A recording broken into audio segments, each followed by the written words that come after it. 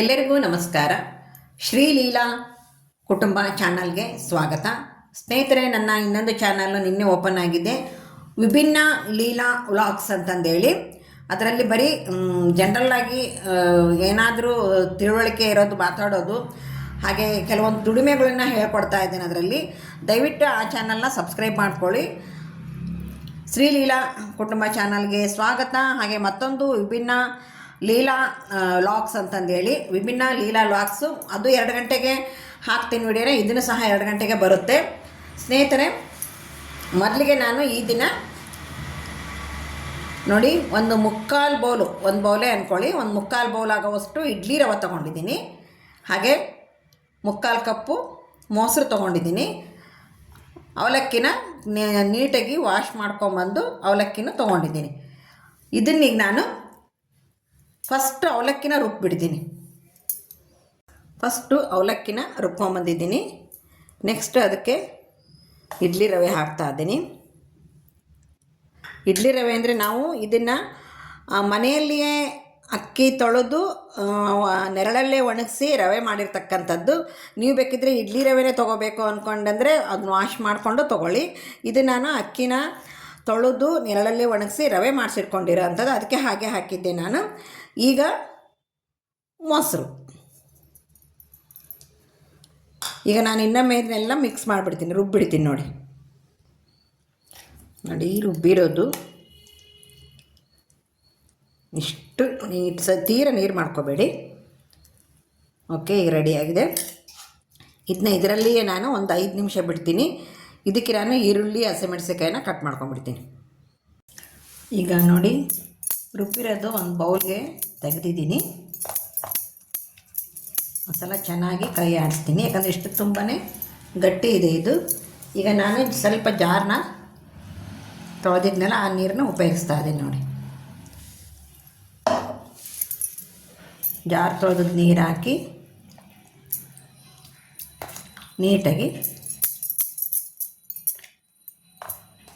ಸಮನಾಗಿ ದೋಸೆ ಹಿಟ್ಟಿನ ಹದಕ್ಕೆ ಕಲಿಸ್ಬಿಡೋಣ.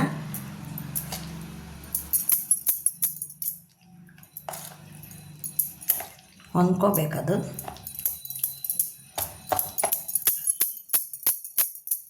ಓಕೆ, ಸ್ವಲ್ಪ ನೀರು ಹಿಡಿಯುತ್ತೆ.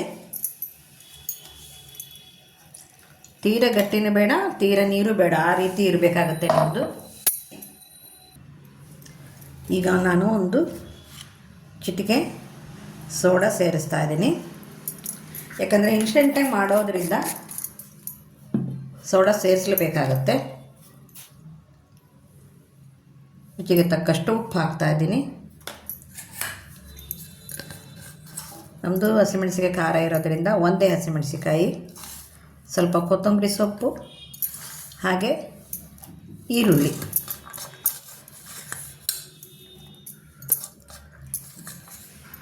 ನೆಕ್ಸ್ಟ್ ಏನಪ್ಪ ಅಂತಂದರೆ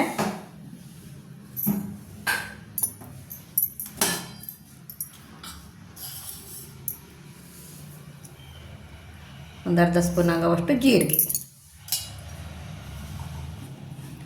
ಇವೆಲ್ಲವನ್ನು ಹಾಕಿ ನಾನು ಚೆನ್ನಾಗಿ ಮಿಕ್ಸ್ ಮಾಡಿಬಿಡ್ತೀನಿ. ನೋಡಿ,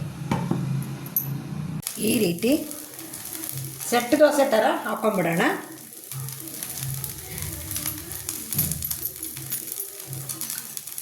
ಎರಡು ಕಡೆನೂ ಬೇಯಿಸ್ಬೋದು, ಇಲ್ಲ ನೀವು ಒಂದು ಕಡೆನಾದ್ರೂ ಬೇಯಿಸ್ಕೋಬೋದು. ನಾನು 2 ಕಡೆ ಬೇಯಿಸ್ತಾ ಇದ್ದೀನಿ.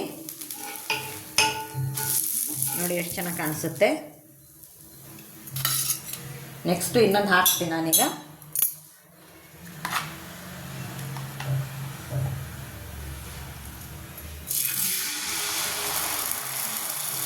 ಸ್ನೇಹಿತರೆ, ಮೊದಲನೇ ಬಾರಿಗೆ ನೋಡ್ತಾ ಇರೋರು ದಯವಿಟ್ಟು ಸಬ್ಸ್ಕ್ರೈಬ್ ಆಗಿ, ಹಾಗೆ ನೋಡ್ತಾ ನನ್ನ ವಿಡಿಯೋನ ಲೈಕ್ ಮತ್ತು ಶೇರ್ ಮಾಡೋದನ್ನು ಮರಿಬೇಡಿ. ಈ ವಿಡಿಯೋ ನಾಳೆ ಬರುತ್ತೆ. ಈ ದಿನ ನಾನು ಸೋರೆಕಾಯಿ ಉಪಯೋಗಿಸಿ ಖಾರ ಮಜ್ಜಿಗೆ ಮಾಡಿದ್ದೀನಿ. ದಿನಾ ಬೇಳೆ ಸಾರು ಅವರೆಲ್ಲ ಊಟ ಮಾಡಿ ಬೇಜಾರಾಗಿರುತ್ತಲ್ವ, ಅದಕ್ಕೋಸ್ಕರ ಇನ್ನು ಬಿಸಿಲು ಬಂತು ಅಂತಂದರೆ ಊಟನೇ ಮಾಡೋಂಗಾಗಲ್ಲ, ಬರೀ ನೀರು ಬೇಕು ಅನಿಸುತ್ತೆ. ನೋಡಿ, ಈ ದಿನ ನಾನು ಸೋರೆಕಾಯಿ ಉಪಯೋಗಿಸಿ ಖಾರ ಮಜ್ಜಿಗೆ ಮಾಡಿದ್ದೀನಿ. 2 ಗಂಟೆಗೆ ಆ ವಿಡಿಯೋ ಬರುತ್ತೆ. ದಯವಿಟ್ಟು ಎಲ್ಲರೂ ನೋಡಿ ಲೈಕು ಮತ್ತು ಶೇರ್ ಮಾಡಿ. ಈಗ ಮತ್ತೆ ನಾನು ಉಲ್ಟಾ ಮಾಡಿದೆ. ಎಷ್ಟು ಕೆಂಪು, ಎಷ್ಟು ಚೆಂದ ಬಂದಿದೆ ನೋಡಿ. ಇನ್ಸ್ಟೆಂಟ್ ದೋಸೆ ಆದರೆ ಪರವಾಗಿಲ್ಲ, ತುಂಬ ಚೆನ್ನಾಗಿ ಬಂದಿದೆ. ಬೆಳಗಿನ ಬ್ರೇಕ್ಫಾಸ್ಟ್ಗೆ ಏನು ಮಾಡಬೇಕಪ್ಪ, ಎದ್ದ ತಕ್ಷಣ ಲಂಚ್ ಬಾಕ್ಸ್ಗೂ ಬೇಕಾಗುತ್ತೆ, ಹಾಗೆ ಬೆಳಗಿನ ಬ್ರೇಕ್ಫಾಸ್ಟಿಗೂ ಟಿಫನ್ನು ರೆಡಿ ಮಾಡುವಾಗ ಒಂಥರ ಯೋಚನೆ. ಎಲ್ಲ ಹೆಣ್ಮಕ್ಳಿಗೂ ಅಷ್ಟೇ, ಬೆಳಗ್ಗೆ ಏನು ಮಾಡೋದು ತಿಂಡಿ ಏನು ಮಾಡಬೇಕು ಅಂದ್ಕೊಂಡೇಳಿ ಈ ರೀತಿ ಅಕಸ್ಮಾತ್ ಲೇಟಾಗಿ ಎದ್ದಾಗ ಮಾಡಿದಾಗ ಈ ರೀತಿ ಸೆಟ್ ದೋಸೆ ಮಾಡ್ಕೊಳ್ಳಿ. ಬನ್ನಿ ಸ್ನೇಹಿತರೀಗ ಸರ್ವ್ ಮಾಡಿಬಿಡೋಣ. ಸರ್ವ್ಗೆ ರೆಡಿಯಾದಂತಹ ದೋಸೆ ನಾನು ಒಂದು ಸ್ವಲ್ಪ ಬಜ್ಜಿ ಥರ ಮಾಡ್ಕೊಂಡಿದ್ದೀನಿ, ಬದನೆಕಾಯಿ ಬಜ್ಜಿ ಥರ ದೋಸೆಗೆ ಚೆನ್ನಾಗಿರುತ್ತೆ. ಟೊಮೊಟೊ ಹಣ್ಣು, ಈರುಳ್ಳಿ ಎಲ್ಲ ಹಾಕಿ ಮಾಡ್ಕೊಂಡಿದ್ದೀನಿ, ಹಾಗೆ ಹುರಿಗಡ್ಲೆನೂ ಉಪಯೋಗಿಸಿದ್ದೀನಿ ಅದಕ್ಕೆ. ದೋಸೆ ಮಾತ್ರ ತುಂಬ ಚೆನ್ನಾಗಿರುತ್ತೆ, ರೊಟ್ಟಿ ಚಪಾತಿ ಎಲ್ಲದಕ್ಕೂ ಚೆನ್ನಾಗಿರುತ್ತೆ. ಅದು ಒಂದು ಸಲ ನಿಮಗೆ ಮಾಡಿ ತೋರಿಸ್ತೀನಿ ಅದನ್ನು. ಸ್ನೇಹಿತರೆ, ಇಲ್ಲಿಗೆ ಈ ವಿಡಿಯೋ ಮುಗಿಸ್ತೀನಿ. ಮುಗಿಸೋದಕ್ಕಿಂತ ಮೊದಲನೇ ಬಾರಿಗೆ ನೋಡ್ತಾ ಇರೋರು ಸಬ್ಸ್ಕ್ರೈಬ್ ಆಗಿ ಅಂತ ತಿಳಿಸುತ್ತಾ ಎಲ್ಲರಿಗೂ ನಮಸ್ಕಾರ, ಎಲ್ಲರಿಗೂ ಧನ್ಯವಾದಗಳು.